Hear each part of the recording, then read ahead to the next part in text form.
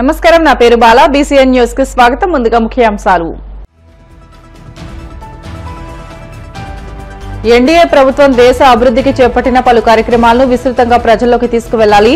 Party శ్రేణులకు పిలుపునిచ్చిన రాజ్యసభ సభ్యులు పాకా సత్యనారాయణ. కూటమి ప్రభుత్వ వైఫల్యాలను ప్రశ్నిస్తూనే ఉంటామన్న వైసీపీ మాజీ ఎమ్మెల్యే కాసు మహేష్ రెడ్డి. ఎన్నికల హామీలు అమలు చేసేదాకా వదిలిపెట్టమని హెచ్చరిక.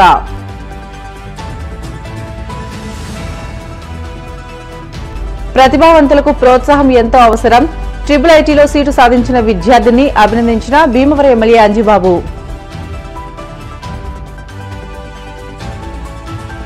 అంతర్జాతీయ అంతరిక్ష కేంద్రంలోకి ప్రవేశించిన తొలి భారతీయుడు శుభాన్ శుక్లాతో మోదీ వీడియో కాన్ఫరెన్స్.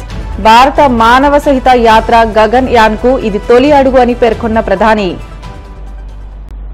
నరేంద్ర మోడీ నేతృత్వంలో ఎన్డీఏ ప్రభుత్వం దేశ అభివృద్ధికి చేపట్టిన పలు కార్యక్రమాలను విస్తృతంగా ప్రజల్లోకి తీసుకువెళ్లాలని రాజ్యసభ సభ్యులు పాకా వెంకట సత్యనారాయణ పిలుపునిచ్చారు.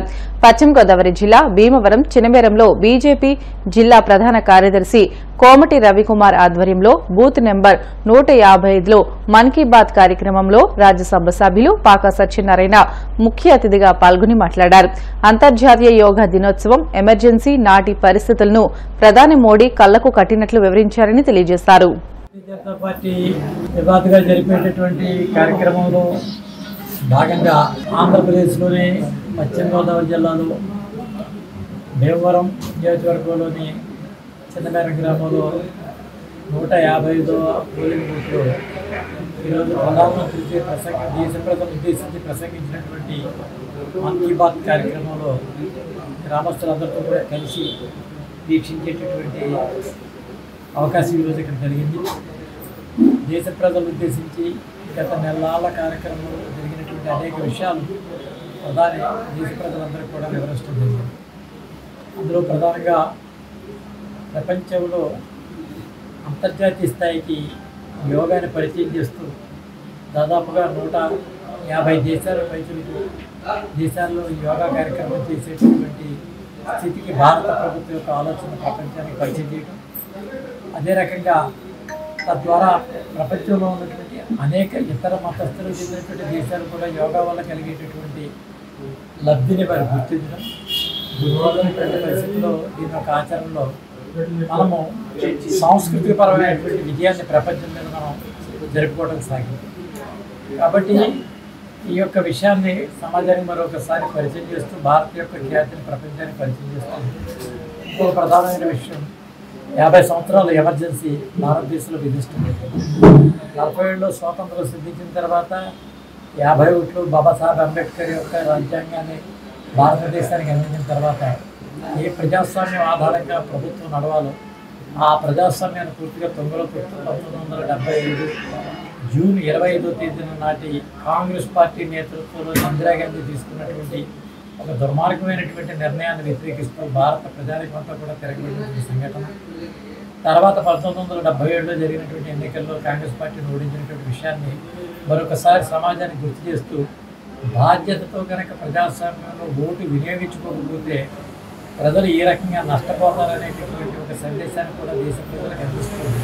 అత్యంత జాగ్రత్తతోటి జాగరూకతతో వ్యవహరించాలని చెప్పి ప్రధానించినటువంటి ఈ 2-3 సందేశాల ద్వారా ఈ విషయాలన్నీ కూడా సమాజంలో తీసుకెళ్లే ప్రయత్నం చేస్తామని చెప్పి సందర్భంగా తెలియజేస్తాం. ఈ 155 ఒక పోలింగ్ బూత్లో జరుపుకున్నటువంటి ఈ కార్యక్రమంలో పాల్గొన్న వారందరూ కూడా శుభాభినందనలు తెలియజేస్తూ సెలవుస్తాం.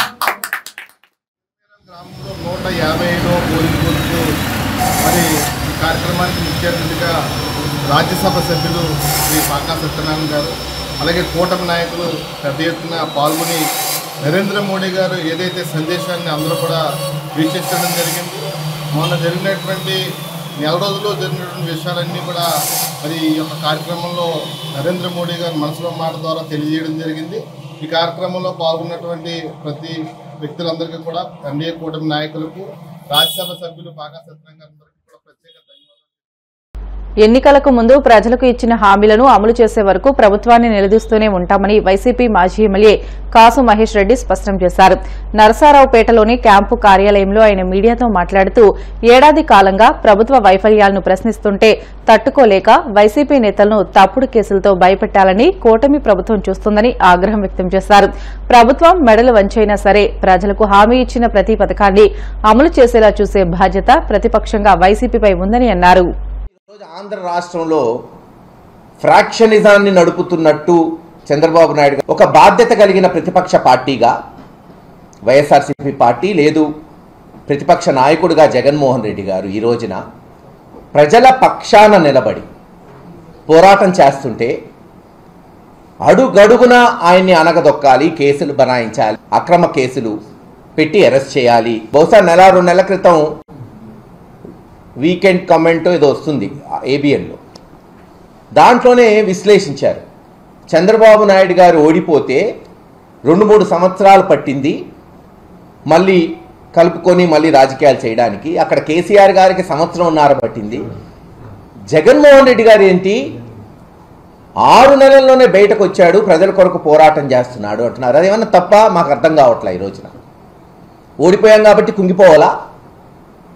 నిన్నటి ఓటమి రేపటి గెలుపుకి నాంది కావాలని నమ్మిన వ్యక్తి జగన్మోహన్ రెడ్డి గారు. కాబట్టి ప్రజల పక్షాన నిలబడి రైతులకి కష్టం రాని, ఆడపడుచులకి రాని, లేదు తెలుగుదేశం ఇస్తానన్న హామీలు మాట ఇచ్చి మాట తప్పుతుంటే, తుంగలో తప్పుతుంటే బాధ్యత కలిగిన ప్రతిపక్ష నాయకుడిగా ఈరోజు ఎలుగెత్తి చాటి చెప్తున్నాడు.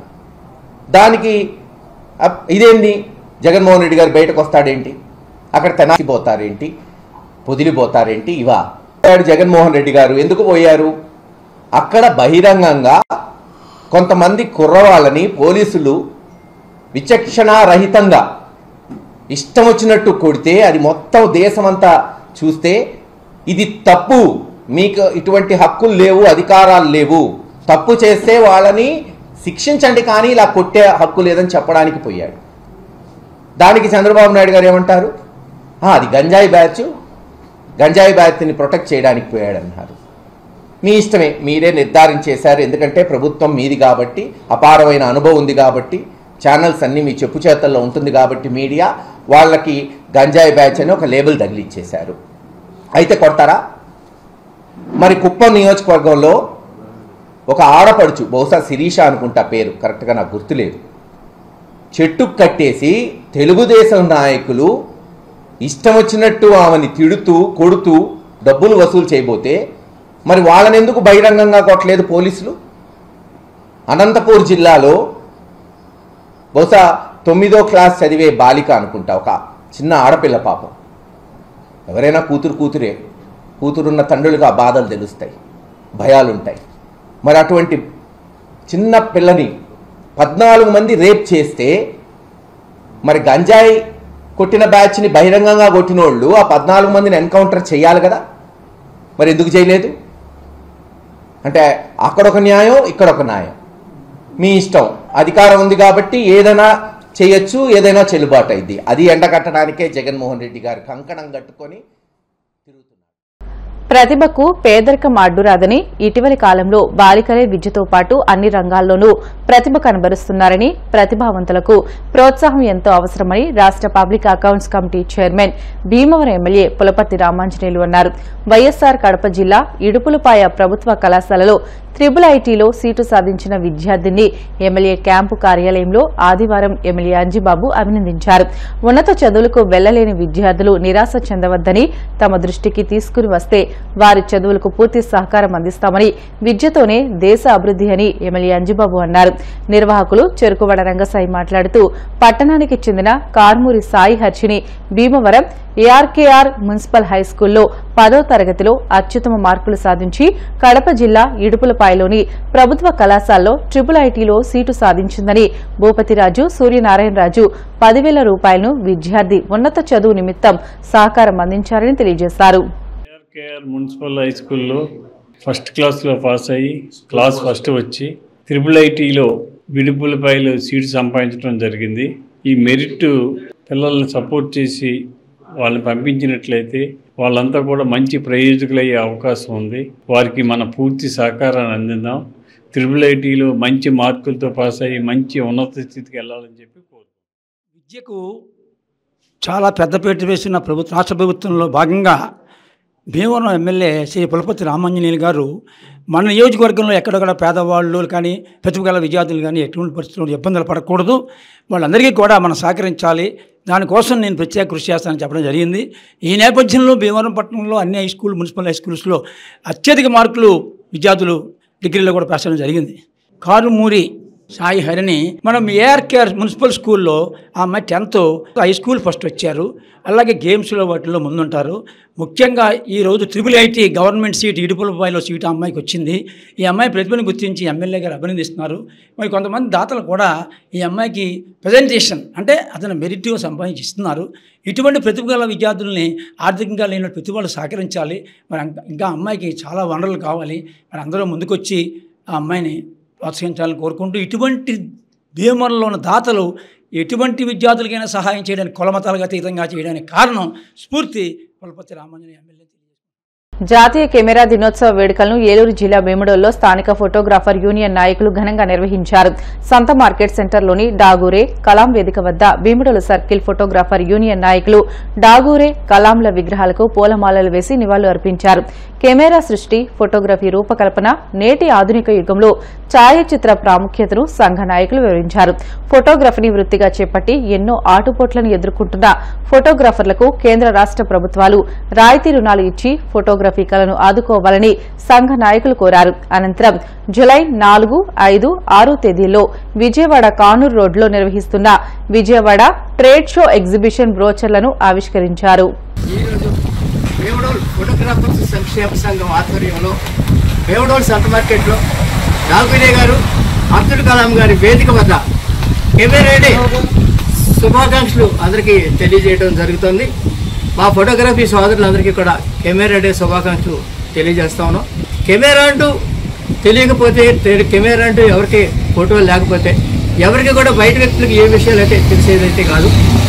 మన ఫోటోగ్రాఫర్స్ అప్పటి నుంచి కూడా ఆ యొక్క వృత్తిలో ఇప్పటివరకు కూడా ఎన్నో బరువు బాధ్యతలు మోసుకుంటూ ఆర్థికంగా కూడా ఎంతో ఇవ్వలేక ఈ యొక్క జనరేషన్కి తట్టుకోలేక చాలా ఇబ్బంది పడుతూ ఉన్నారు.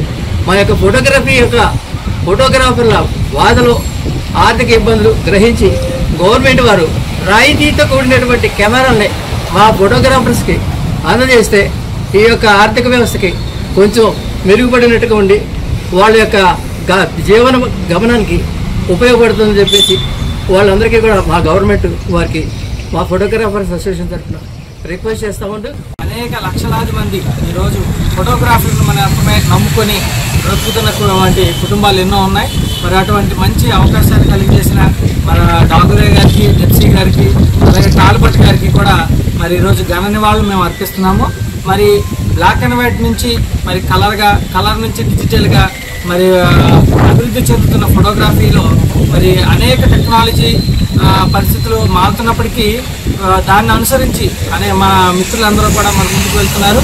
ఇంకా రాబోయే రోజుల్లో మరి ఈ టెక్నాలజీ వల్ల చాలా మంది ఫోటోగ్రాఫర్లు ఈ రోజు నాడు ఇబ్బందులు పడే పరిస్థితులు కూడా వస్తున్నాయి. మరి అటువంటి పరిస్థితుల్లో కూడా మరి ఈ రోజు నాడు ఫోటోగ్రాఫర్లు అందరూ ఒకతాడి మీద ఉంటూ మరి ఐక్యతగా మరి మన వృత్తిని ఉన్నతంగా నడిపించుకోవాలని మరి మిత్రులందరికీ తెలియజేసుకుంటూ ఫోటోగ్రాఫర్ డే శుభాకాంక్షలు ప్రతి ఒక్కరికి తెలియజేస్తాం. బిడ్డల షార్ట్ బ్రేక్ తీసుకుందాం. Stay with us.